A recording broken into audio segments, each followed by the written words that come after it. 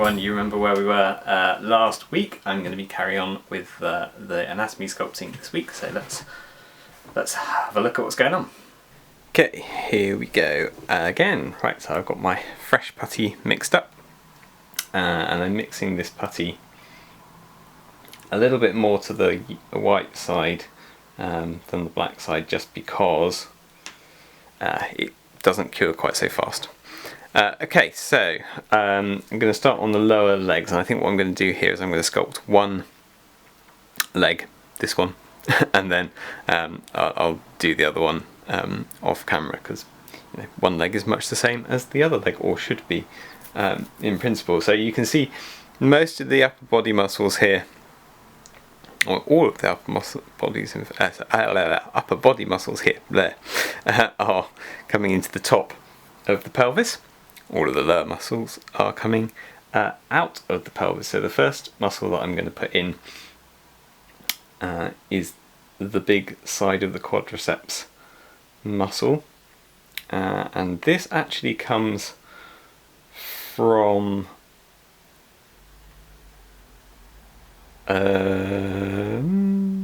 okay, I'm going to check this. You see, this is why you need reference material.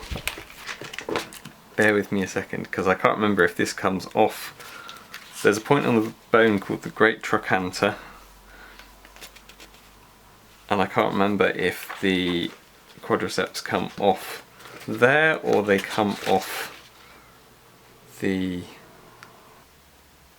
Yes, they come off that point there. Yeah. So there's a point on the bone just sort of here. It's the knobbly bit where that bone sticks out. I'm going to try and get this in focus. Where the bone sticks out there, and I've bent a little bit out beyond the pelvis here so you can see it. That's where the great trochanter is, and that's where the thigh, the quadriceps sort of come into. And there are 3 parts to the quadricep. Well, actually there are 4 parts, hence quad. But you can only see 3 of them on the surface, so I'm going to put 3 in. And there's one on the side here that comes into the knee there. And I'm going to blend it at the top and the bottom, but I'm going to try not to blend it around, because that's where I always lose this definition. So it comes in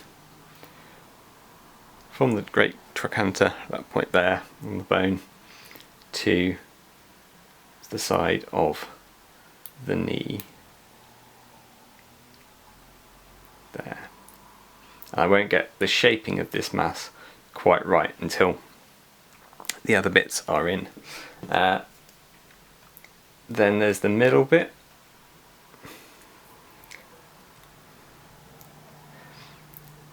and visibly this stops a bit further up from the kneecap.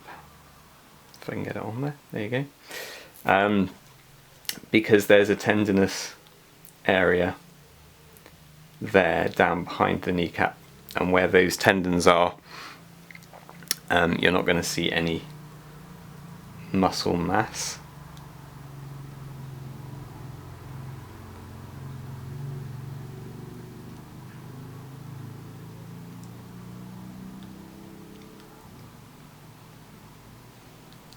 And then there's the inner part, which again is a bit back from where the knee cap sits because of the tendon, and then is restrained on the top edge by the sartorius, which I'm just going to indicate as a push with the tools that goes in a sort of S shape, starting up here in the hip, coming round into the back of the tibia there.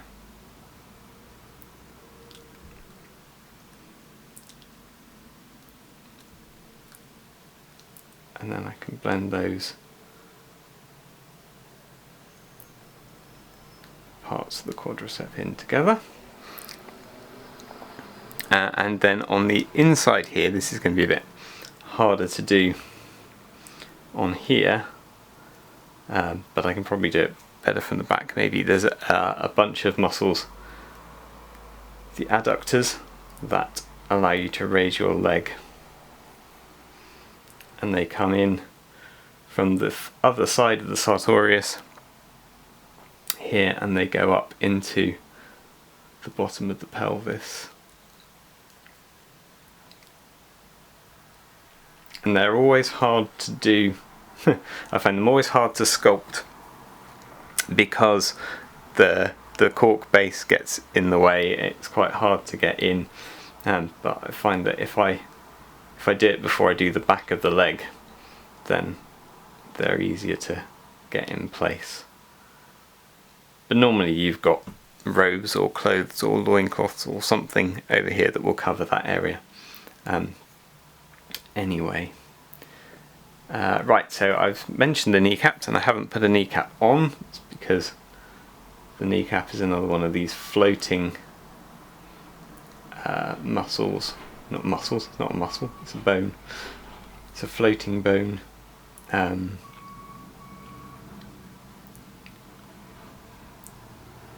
So its position will depend on the position of the leg. Its prominence will depend on the position of the leg. Just going to sort of finish tweaking this. There should be a bit more of a pull towards the front. Don't know if you can see that. Pull towards the front of the knee joint there. These are all sort of front of leg muscles for raising the leg. So then I shall stick my patella, my kneecap, in place, and this sits on the femur, so on the upper bone of the leg, and then tendons from it pull it down onto the lower,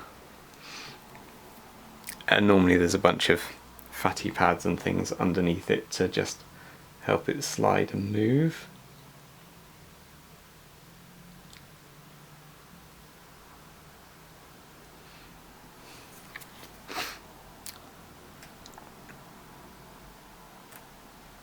Okay, hope you guys can see that. And then the hamstrings, again, this is going to be tricky for me because of the the angle of the cork of this leg and getting into there, but the hamstrings sit very much as a bulk up on the back top side of the leg there. They also go to this same point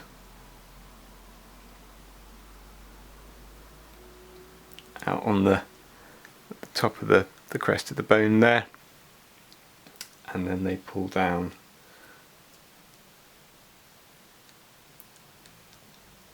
and they pull to either side of the back of the knee joint there.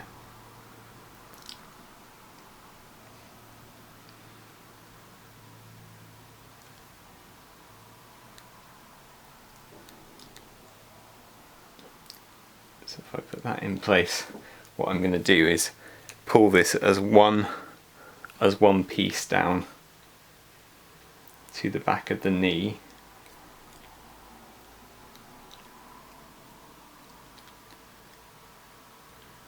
and then I'm going to divide it using my round tipped tool.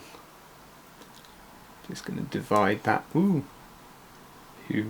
that's a shame. I'm going to have to try and hold this down now while I push. Just going to push that up from the back of the leg.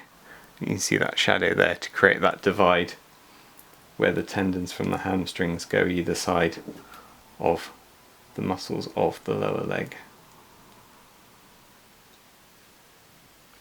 Just going to pop a little dab of super glue on my spike here.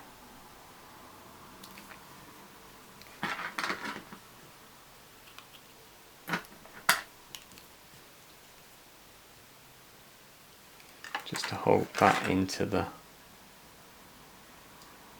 cork while I'm working, because otherwise that's going to be really annoying. Okay, lower leg.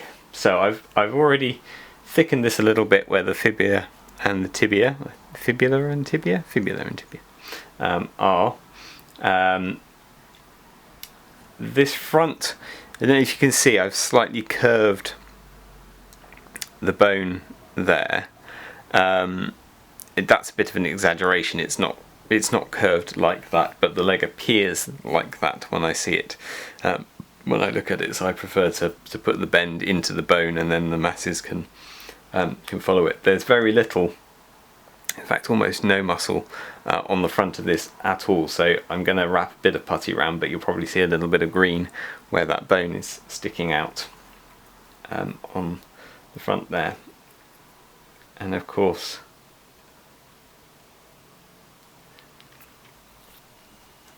this is our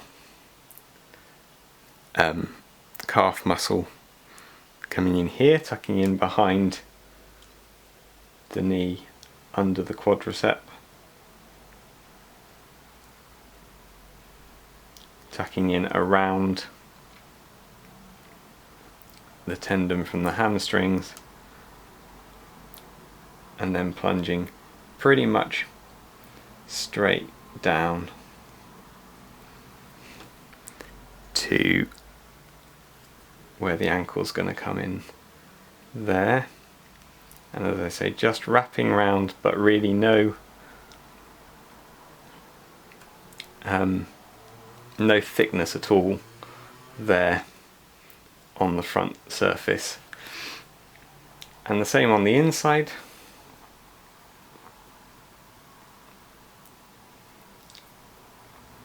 I like to do this one, that's probably too much putty. I like to do this one slightly further back. Don't know if that's actually accurate, but it seems to me, looking at my own legs, maybe I'm just a freak, that this inside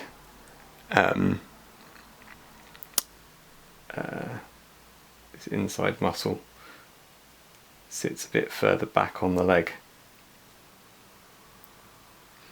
So that gives you that very obvious join at the back there that not all models will have, and it won't always be very pronounced, but I quite like it. It adds a bit of definition to a part of the model that doesn't always have a lot of definition.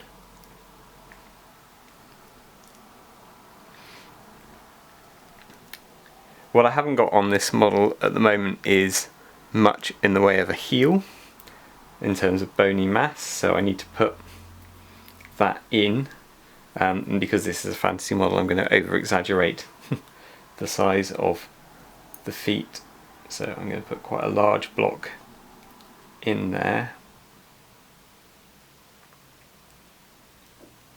blend that into the front of the foot.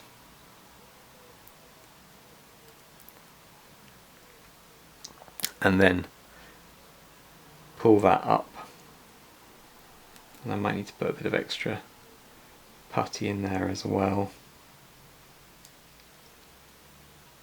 Yeah, I think I'm going to put even more on, make it even more pronounced.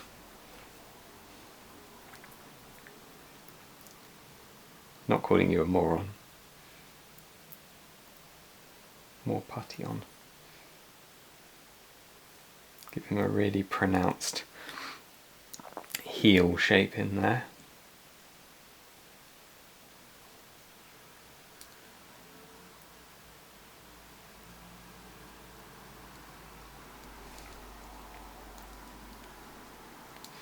Pulling that up to the join between those two muscles in there, and then I'm going to use my rounded tool again just to drag that down to thin out that back point there, make it really obvious where that Achilles tendon is, and I hope with the light you can see that there, that very taut piece of tendon that joins the heel up into the back of the leg. Now, I used to leave this like this and think this bottom leg, it's a nice shape, but it looks a little bit on the thin side. And it was only when I did Scott's course that I realised why that is. And so the reason for that is that underneath these muscles here, there is another one. It's just a small one, but there's another muscle that sits in the front, sort of like that. That's probably even too big. And it doesn't interfere with that shape necessarily. I'm just going to scrape some off there. There's too much putty. But what it does do is just provide some extra reinforcement for the bottom part of the leg there. So it just makes it look a bit more like it could withstand the weight.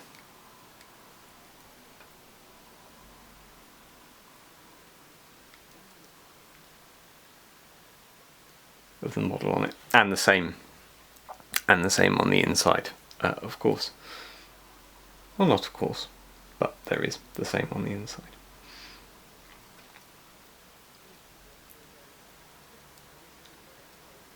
Okay, and now I'm going to carry on pushing that lot back because it sits right back. The shin bone is much more prominent out the front there. Then I'm going to do the feet.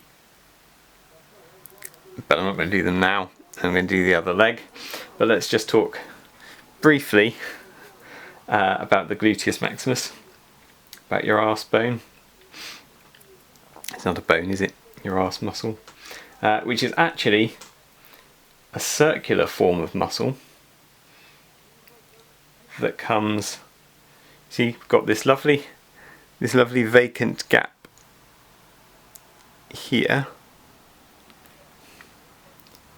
So starting top of the pelvis there and wrapping, sorry you can't see, wrapping around and going into the underside there. That's actually that little sort of donut. That's the muscle of your gluteus maximus, of your arse. Doesn't come quite that far around it. Sort of tucks in behind the adductors there. That's where your bum muscle is. But it doesn't look like that. It doesn't look like a donut on most people, because there is usually, and you would see this better if I did the other side, underhanging here in this gap between them, just in here, there's usually quite a lot of fatty pads, which have the effect of squaring off the side of the buttocks.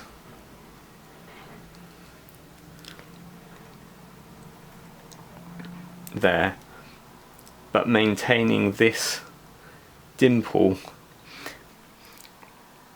between where the gluteus maximus and the quadriceps intersect. Okay, there we go. Well, I'm going to carry on finishing this guy off. Hopefully you'll pop onto the Facebook page, pop onto Oakbound's Instagram, sign up to our newsletter, and you'll see some photos of this guy when he's finished. But yeah, that's all for now. I hope that's been useful for you. It will probably be useful for me, so that when I check back in a couple of years after I've forgotten everything, I'll be able to go, oh yeah, I did that completely wrong in the video, or oh yeah, that's how that was supposed to go. Good. Well, as I have said before, if you like what you see, like the video, leave me a comment, subscribe to the channel, hit the notifications button when and you'll get notified of when we've got new videos.